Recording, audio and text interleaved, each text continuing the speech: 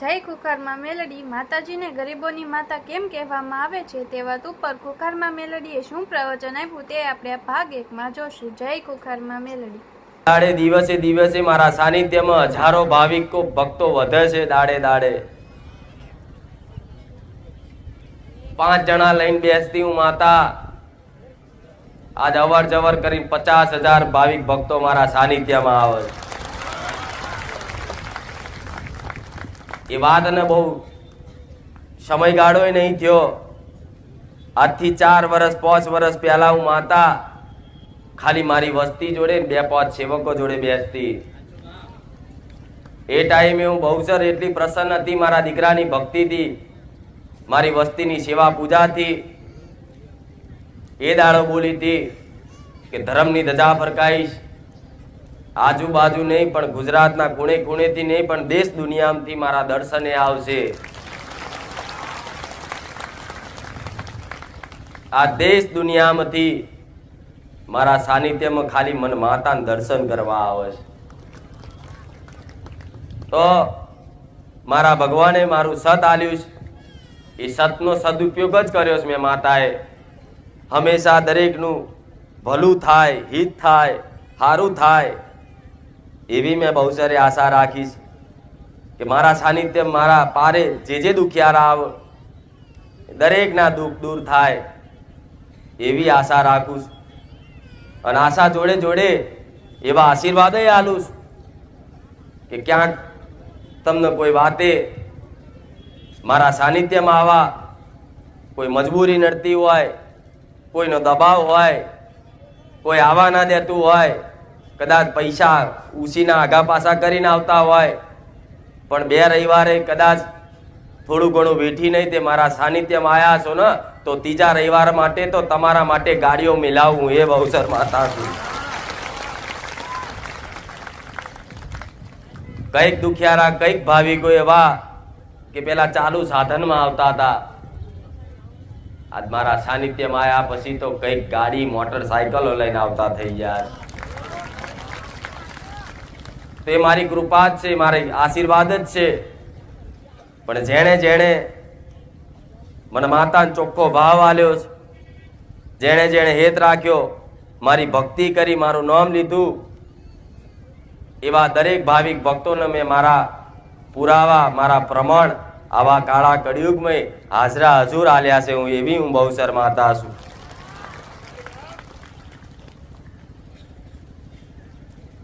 હજુ તો આજે આટલા છે પણ એક દાડો આ મેદાન નાનું પડશે. આ હું બહુસર બોલું છું. મારા મેલડીના ખૂબ રામ. હું સોલંકી પેઢીની, બહુસર ના ખાતાની, ઉગતા પોરની મેલડી, રોમવારી મેલડી, હું ખુખાર મેલડી. મારા મેલડીના રામ. તમે ના હોત તો હું ના હોત, અને હું ના હોત તો તમે ના હોત. હોત ના હોત. તમે છો એટલે તો હું છું. તો એક નાના આશાનિયા મારો દીકરો બેસતો ધૂણવા, આજ મોટી ગાદીપતિ મને માતાને બનાવી તો તમે બનાવી છે.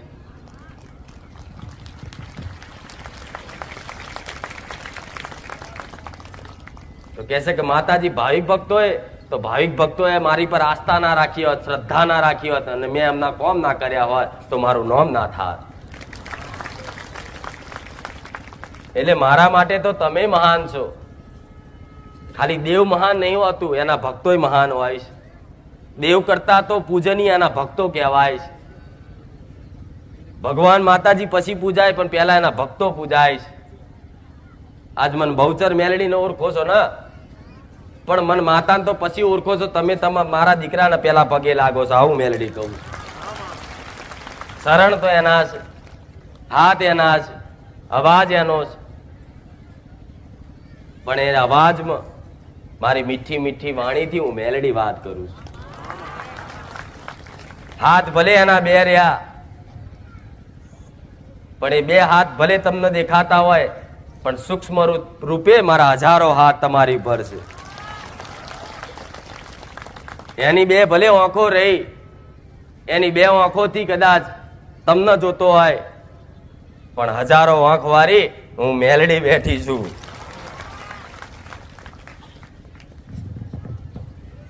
તમે ઓળખીને આવ્યા છો તો મને માતા મારા દીકરાની કોઈ ઓળખ નહીં કે કોણ છે, શું છે, કેટલી ઉંમર છે, કંઈક નથી એ નહીં ખબર હોય. જૂના છે એને ખબર હશે, પણ હું માતા એવું કહું છું, એનાથી કોઈ ઓળખાણ રાખવાની જરૂર નહીં. મારા આશીર્વાદ ને મારી કૃપા જોતી હોય ને તો ડાયરેક્ટ મારી મેલડીની ઓળખ રાખજો. જગતમાં બેડો પાર કરી દો માતા. વગર ચુંદડીએ હું ધૂણું એ માતા છું, વગર ચુંદડીએ બોલું એ માતા છું, ચુંદડી ખોલીને કદાચ વાત કરું એ માતા છું. પણ ચુંદડી ખોલું એટલે માણસનું મુખ દેખાય, માણસના બોલતા હોઠ દેખાય, માણસની ફરતી આંખો દેખાય, અને આ કદાચ દેખાય એટલે તમારી અંતર આત્મામાં એક શંકા પેદા થાય કે આ વ્યક્તિ બોલે છે કે માતાજી. આ શું ખોટું? આવી ચુંદડી ઓઢી અને આટલી ચરક મરક ચુંદડી ઓઢી મારી શોભા વધારી. બહુચર માતા, હું મેલડી માતા ગાદી પર બિરાજમાન થતી હોય ને તો આ ચુંદડીથી જ ઓળખ રાખજો. તો હું જગતમાં મેલડી એવું કહું છું. આ જ ચુંદડીમાં, આ જ કલરમાં તમે જે મનથી મને જોઈએ છે એ કલરમાં, એ રૂપમાં કદાચ રાતે સપને આવીને મળવાના આવતો મેલડી નહીં.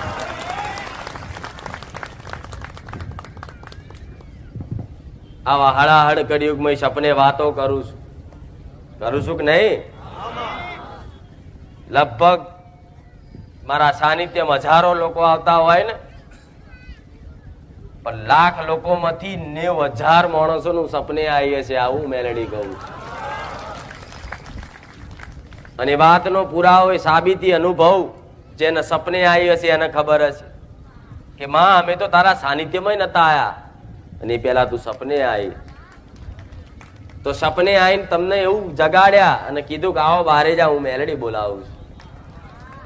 એટલે ઉઠી ઊંઘમાંથી ઉઠેલા માણસોને જગાડીને હું મારા સાનિધ્યમાં લાવ્યો હોય અને મારા હુકમથી તમે દરેક આયા હોય તો ચિંતા ના કરતા દગો નહીં કરવું મેલડી જગતમાં.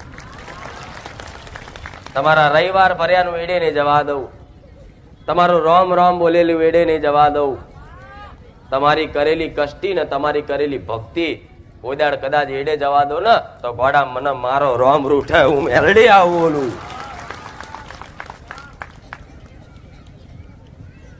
પણ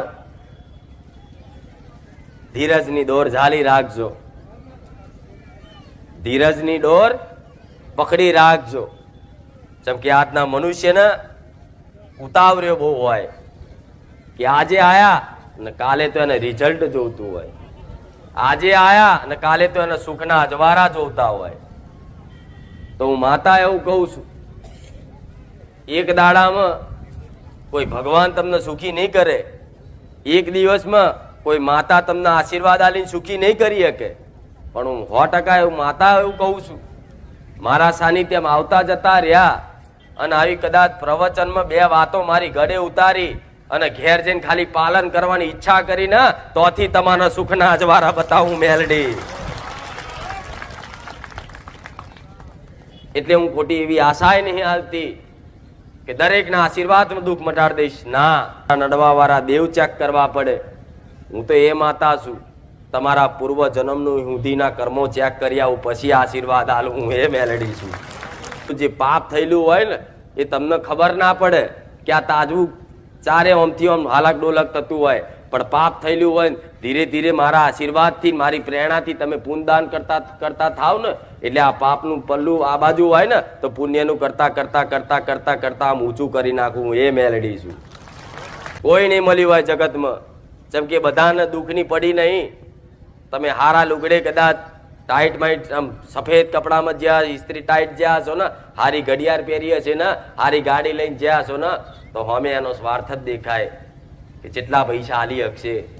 વીઆઈપી માટે, વીઆઈપી ના દર્શન માટે અલગથી વ્યવસ્થા કરેલી હોય, પણ જ્યારે મારું સાનિધ્ય એવું હોય ને કે વીઆઈપી ની લાઈનમાં ઉભા રાખું. હું એ મેલડી છું. ગમે તેવો કરોડોપતિ અજબોપતિ આવ્યો હોય ને પણ મારા સાનિધ્યમાં એવું નહીં જોયું હોય કે એને સીધો લાઈન સ્ટેજ ઉપર દર્શન કરાયા હોય. શમ હું ગરીબોની માતા છું, ગરીબોની ચમ માતા છું. આજ ગરીબનું કોઈ સાંભળવા વાળું નહીં છે નહીં. તમે સત્ય હશો, સાચા હશો, છતાંય આજ તમને કોઈ સાચો ન્યાય આલવા વાળું નહીં જગતનું. આજ ગરીબને કોઈ મારી જાય ને તો એનું કોઈ સાંભળવા વાળું નહીં છે. કેસ કરશો, પોલીસ સ્ટેશન જશો, કોર્ટ કચેરી કરશો, છતાંય આજ તમારો સાચો ન્યાય નહીં મળે. પણ ભલે પોલીસ સ્ટેશનમાં, કોર્ટ કચેરીમાં કદાચ તમારો સાચો ન્યાય ના મળે, પણ જે મારા વાલા ભક્તો મારા મેલડી ના બની ગયા હોય ને, તો હું મેલડી એવું કહું છું, દુનિયાની કોર્ટો કદાચ તમારો ન્યાય ના કરે, પણ જગતમાં હું હાઈકોર્ટ મેલડી ન્યાય ના કરવા આવું તો હું મેલડી મટી જાઉં.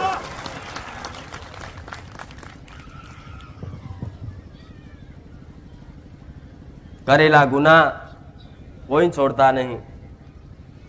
એવી રીત તમારા બાપ દાદાએ અત્યાર સુધી એક ખોટું કર્મ થઈ ગયું હોય ને તો પેઢી બરબાદ થઈ જાય.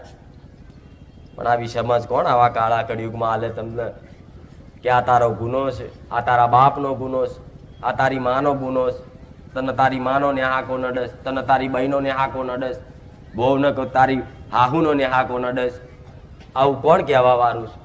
છતાંય કદાચ આવી ઝીણી ઝીણી વાતોનું ધ્યાન રાખી અને મારા ભગવાનના દરબારમાં પૂછી અને તમને આટલી વાતે જણાવી દઉં છું હું મેલડી, તો તરત કાન ચાલક હા માં સાચી વાત છે, અમે અમારી માને બહુ રોવડાવી, અમે અમારા બાપને બહુ દુઃખી કર્યો, બાપનું માન ના રાખ્યું, સન્માન ના રાખ્યું, ઇજ્જત ના રાખી, એટલે આજે એમના નેહાકા આજ અમારે ભોગવવા પડે છે.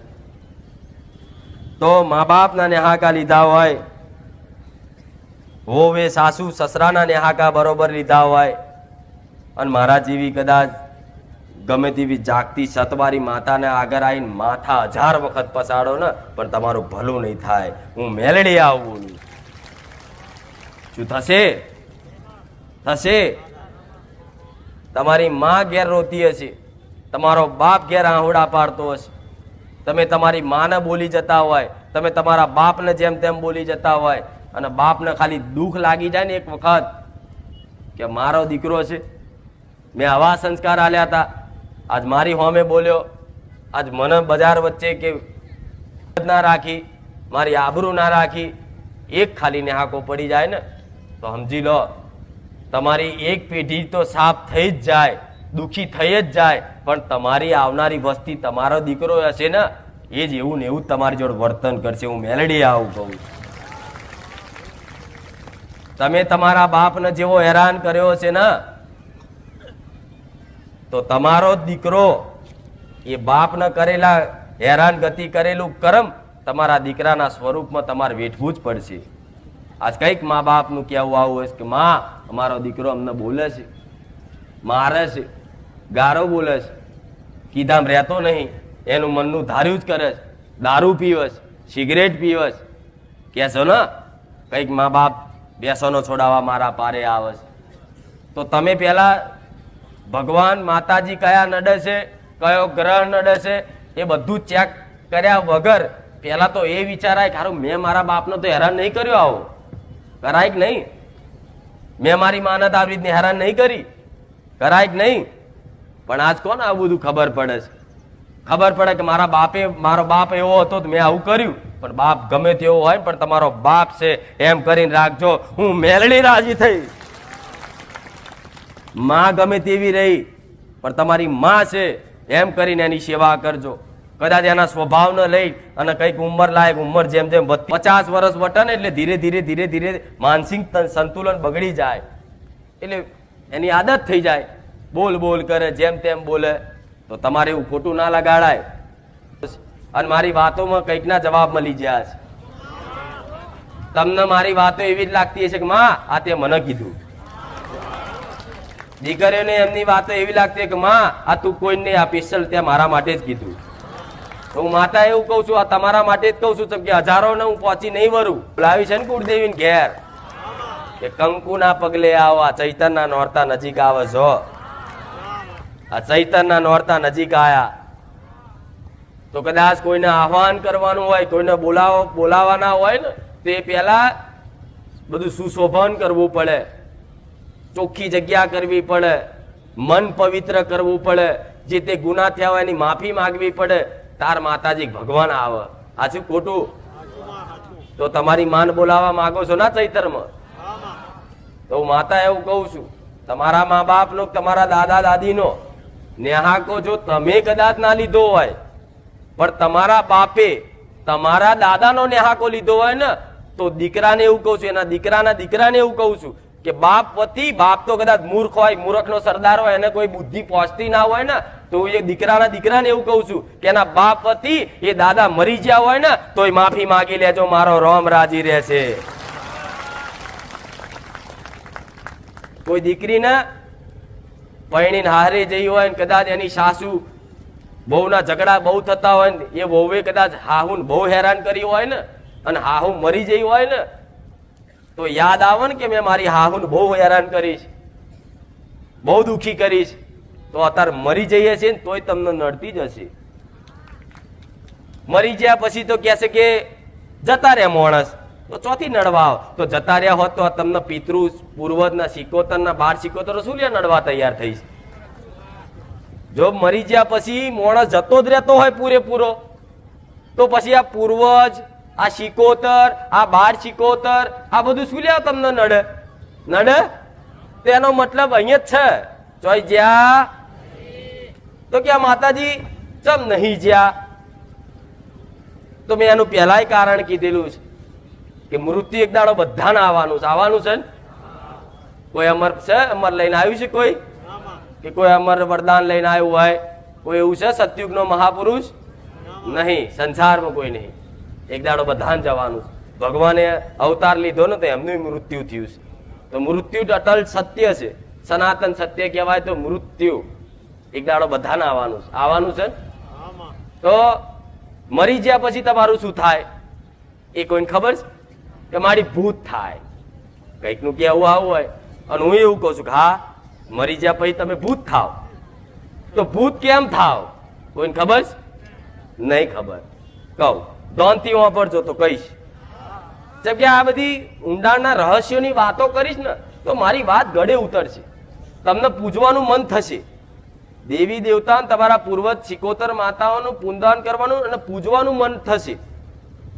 મરી ગયા પછી જેણે આખી જીવન જેવા સંસ્કાર જીવનમાં ઉતાર્યા હોય, જેવા લીધા હોય, એ પ્રમાણે એનું ચરિત્ર નિર્માણ થયું હોય, એ ચરિત્રના અનુસાર એનો જેવો સ્વભાવ હોય, એ સ્વભાવને લઈ એણે કામ, ક્રોધ, મોહ, લોભ આ બધું જાણો જ છો ને તમે, કે બહુ લોભ રાખ્યો હોય, બહુ બીજાની પ્રત્યે ઈર્ષા રાખી હોય.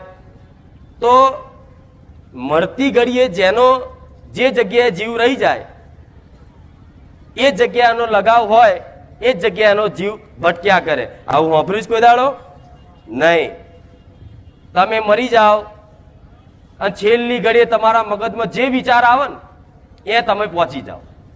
હવે તોથી વિચાર લો, તમારો દાદો હશે, તમારી મમ્મી હશે, કે તમારી દાદી હશે, કે તમારો પપ્પા હશે. જો મરતી ઘડીએ એનો વિચાર છેલ્લો એવો હોય કે મારો દીકરો ક્યાં ગયો, મારી દીકરી ક્યાં ગઈ, તો 100% એનો જીવ એના દીકરામાં ને એની દીકરીમાં રહી ગયો હશે, રહી ગયો હશે ને રહી ગયો હશે.